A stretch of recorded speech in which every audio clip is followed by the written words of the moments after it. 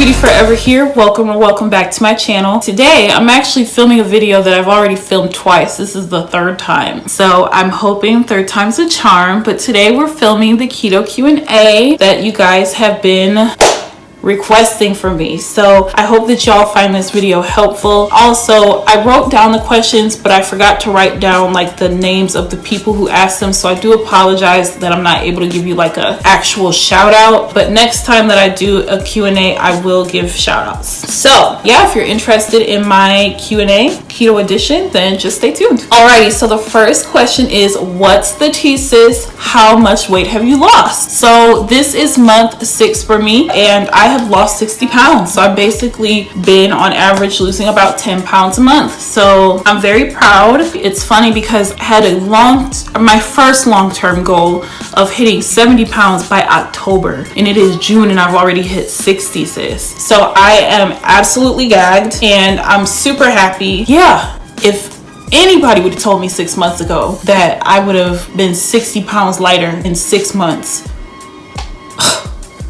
girl, I wouldn't have believed it. But I will say that it is starting to get a little bit harder. I know that when you have a lot of weight to lose, the heavier you are, the easier it is to lose. And after about the 40-pound mark, it's been a little bit more difficult for me to lose it. So who knows, it might take me till October to get to that 70 pounds. But yeah, so far I've lost 60. The next question is, do you find keto to be expensive? Here's the thing, keto can be expensive or it can be affordable. It's a very wide range of foods and the way that you can purchase those foods. So for me, keto is not super expensive. I personally buy everything that I possibly can from Aldi's, which is the cheapest grocery store in my area that still has good quality food. I do think that it's important to make sure your food is at least decent quality since you are consuming it, because there are some grocery stores in my area that are even cheaper, but the quality isn't all that. So Aldi's is my go-to place, and they do have a lot of good keto friendly stuff. Like they have like clarified butter and all that jazz if you're like really fancy. So yeah, it just depends on how detailed you want your keto diet to be. If you do stuff like grass-fed meats and clarified butter and organic fruits, then yeah, it's going to be more expensive. I personally don't do any of that because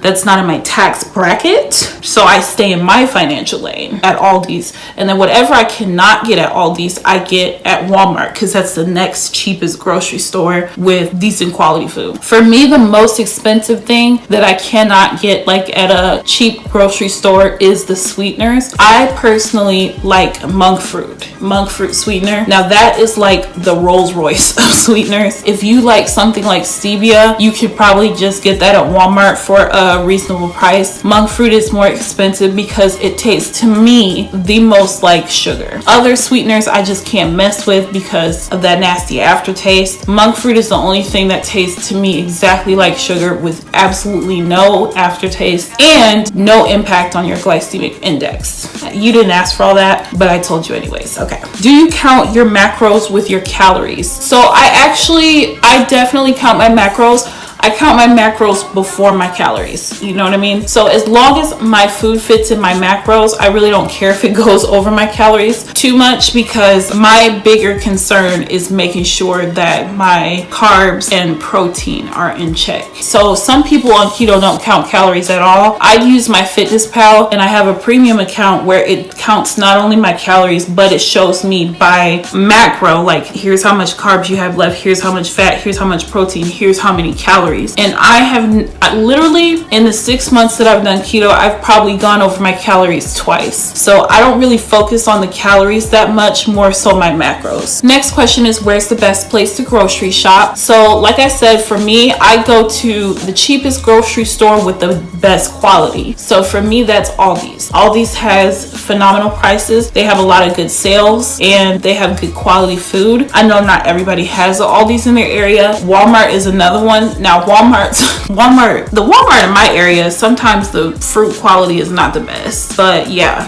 I would just recommend going and kind of scoping out the produce sections of your local grocery stores and seeing what would be the best bet for you. I don't have places like Trader Joe's and Costco and all that fancy stuff around me, so Aldi's does a girl just fine. What are your typical snacks? So for me, I really try not to snack too much, but if I do, usually it's pork rinds or a fat bomb. I really have not made any fat bombs yet myself. I know they're pretty easy to make, but I just don't be having time like that. So I get the little Slim Fast Reese's peanut butter cups. So I'll have those. A lot of times if I'm hungry in between meals, I'll have some tea and I'll kind of load it up with some fat. I'll sometimes snack on an avocado, put a little salt and pepper on it. Other than that, I don't really snack too much. I know with traditional dieting, they encourage you to eat like 5 small meals a day. Well, with keto, they encourage you to eat 3 larger meals, I believe. What workouts do you do on keto? Honestly, I need to talk to my gym's personal trainer and get a more detailed plan, but really all I've been doing, I actually haven't been going to be honest, but when I do go, I just hit the treadmill because I'm working on my stamina so that I can do more at the gym. But I will go on the treadmill and go as fast as I can for 30 minutes. Next question is, what can you eat versus what can you not eat on keto? So some people are stupid strict with it, but basically it's a high carb. It's a high fat, low carb diet with moderate protein. So you focus on eating healthy fats and keeping your carbs low. Basically, you can have whatever meat you want in moderation. You can have a lot of vegetables, not so many fruits. Really, all I've had fruit wise is basically berries, and I have those in moderation. I don't eat bread, don't eat pasta, I don't eat rice, I don't eat grains, nothing with flour, no sugar. And with the sweetener, it sounds miserable, but with the sweetener, you can basically make anything that you would traditionally want that you can't have on keto. Like for example, I've had cakes, I've had cookies, I've had cheesecakes, I've had burgers with buns, all that type of stuff, just made it in a more ketogenic friendly way. Almond flour and coconut flour replace a lot of bread-like foods that you might eat, but I feel like as long as it fits your macros, you can eat what you want. It's just a matter of being smart with what you consume. So for most keto goers, that's no breads, no pastas, no grains, no rice, no flours, no sugar, no beverages outside of water, tea, and some alcohols, but I don't really drink. So yeah, that's not sure how helpful that answer was, but somebody asked, have I incorporated intermittent fasting? So if you don't know what that is, that's basically putting your food into a certain time window and not allowing yourself to eat outside of that time window. So a real common one is the 8-16 or 6, something like that. Basically, you'll eat in 8 hours in the day, so from noon to 8, and then outside of that time you don't eat. Or the circadian is you stop eating after 9 o'clock and then you don't eat again until 9 a.m. I know I probably should incorporate it more, but I'm kind of scared too because it's a little bit emotionally triggering for me, because in the past when I have tried dieting, if I'm hungry, that's when I start to burn out and give up. And something mentally makes me feel like if I do intermittent fasting and I'm hungry and I do that on the regular, I'm gonna feel burnt out and I'm gonna want to give up. And I really don't want that to happen, because this is the best I've done ever in my life dieting wise. So I'm kind of scared, but I just need to kind of get over that mental funk, because I'm probably hindering my own success by not doing it more. I have done it a few times, but I definitely don't do it as often as the average keto goer does. What keeps you motivated? That's so funny, because in the beginning I was definitely super motivated, and I've opened up to you guys on Instagram stories basically telling you that I was starting to get to the point where I was feeling unmotivated and burnt out, and that was around the time when I started to kind of slow down and kind of stall in my journey. Basically a lot of prayer, a lot of encouragement from my family and friends when I'm feeling you know what, this is irritating and I'm not feeling like doing this anymore. Also, just thinking about how good I feel, looking back at old pictures of myself, looking at cute outfits that I want to wear soon, that I want to look like really good on me. Stuff like that is what keeps me motivated. And then also I have a plan to treat myself to like a shopping spree and a vacation when I hit my absolute like goal weight. So those types of things do keep me motivated when I'm not feeling it anymore. What is your go-to breakfast? So my go-to breakfast is coconut flour pancakes with avocado or bacon or eggs. And then also I do have bacon and eggs a lot, or bacon and sausage, or eggs and sausage. But when I'm trying to kind of cut back on my protein, I'll go more towards the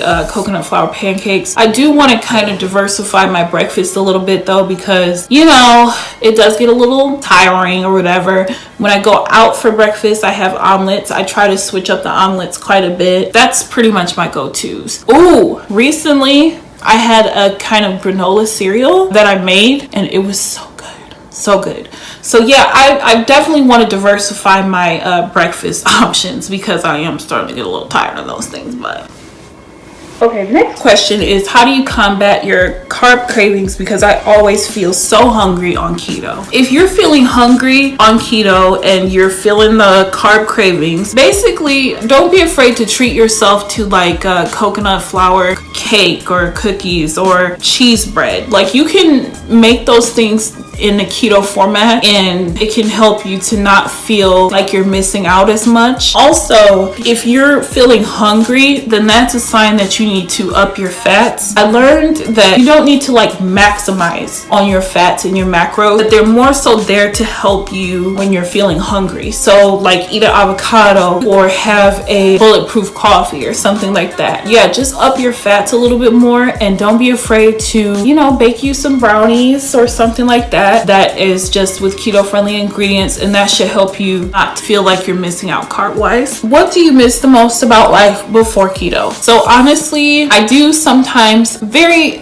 rarely, feel like, you know what, I'm tired of eating this stuff. I feel like I'm missing out, but very rarely. Honestly, nothing.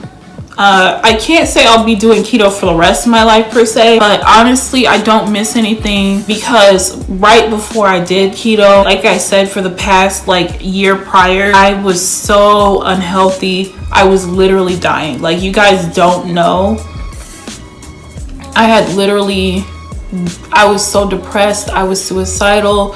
I had just made it up in my mind I'm probably gonna die of obesity, and there's nothing I can do about it. Like, I was very, very mentally broken. So honestly, I don't miss any food that much to where I'm willing to go back to how I was before keto. Interesting question was, did any influencers inspire you to start keto? Yes. The first I really heard about keto was this girl named Crystal Breeze. She went viral really for her weight loss story. She lost 100 pounds doing keto, and I feel like, honestly, I feel like Crystal is the one who kind of made keto more mainstream, because like she really captivated people's attention with her story. She does like still do healthy lifestyle content on her channel, so I'll link it down below. I think she's a great source. Also, Makeup Shayla and Katie, aka Luster Lux. I not only love their beauty content, but I find their keto videos really helpful. So those two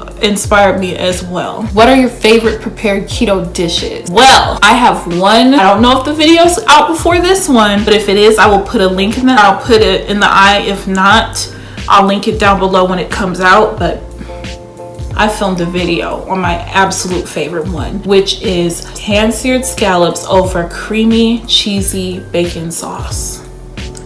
Girl, that is the favorite, like hands down. Like, when you guys see the recipe, you're going to gag. It is so good, and it's so keto friendly. I also really love the coconut flour pancakes. I love tacos. I really do enjoy Buffalo Wild Wings Parmesan garlic wings, because those are keto friendly. But yeah, I don't have like full-blown prepared meals per se that I enjoy, but I have been really enjoying the food that I eat. What is the average weight loss rate on keto? Honestly, everybody is different. So I really can't answer that. Plus, I'm not a doctor or I didn't do any research. So I don't know what the average is. I do know that people lose weight more rapidly because your body uses ketones, which is basically burning fat for fuel. So your body's constantly burning fat, which is why you might see people lose weight a little bit quicker on keto versus like any other diet. Have you experienced the keto flu? Girl,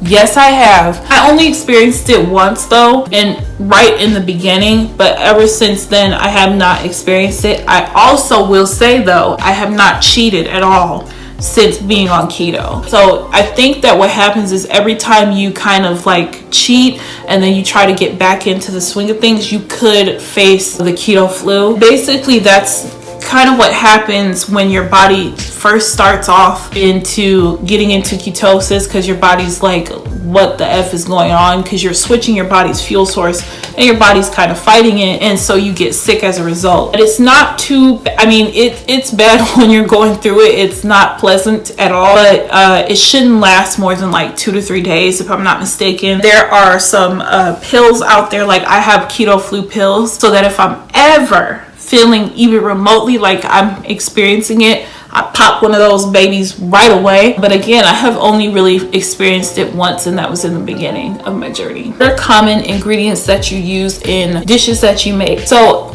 I'll just go with like common keto staples. For oil, I use extra virgin olive oil. You can use a whole bunch of other oils that are more expensive, but extra virgin olive oil is expensive enough, so that's what I use for everything, period. My sweeteners, I use monk fruit, powdered monk fruit, granulated monk fruit, brown sugar monk fruit. I use that for sweeteners. For like bread like things, I use almond flour, coconut flour. For dairy products, I use half and half and heavy whipping cream. I use cream cheese a lot of cheeses. Butter, I just use regular plain Jane old butter. Eggs is a common ingredient. But those are some common like staples for me. What is the most challenging thing that you faced on keto? So for me, I would say recently, the past like 2 months or so, I would say it's been staying motivated despite not having the rapid results that I wish that I had, and also staying disciplined. Definitely do stay disciplined, but I don't feel motivated to sometimes when everybody else around me is eating what they want to a much larger degree than I get to. So it's a little annoying. Sometimes it is a little challenging, but at the end of the day, I have goals to conquer, you know? I get over it.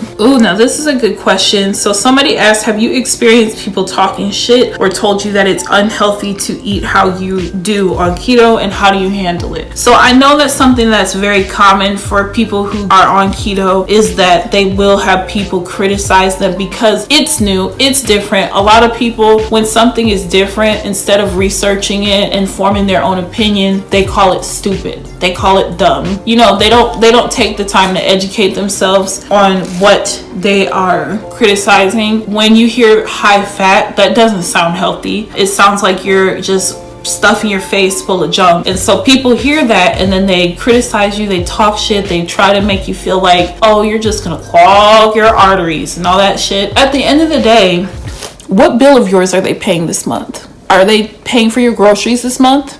Are they paying your rent this month? Are they buying your gas this month?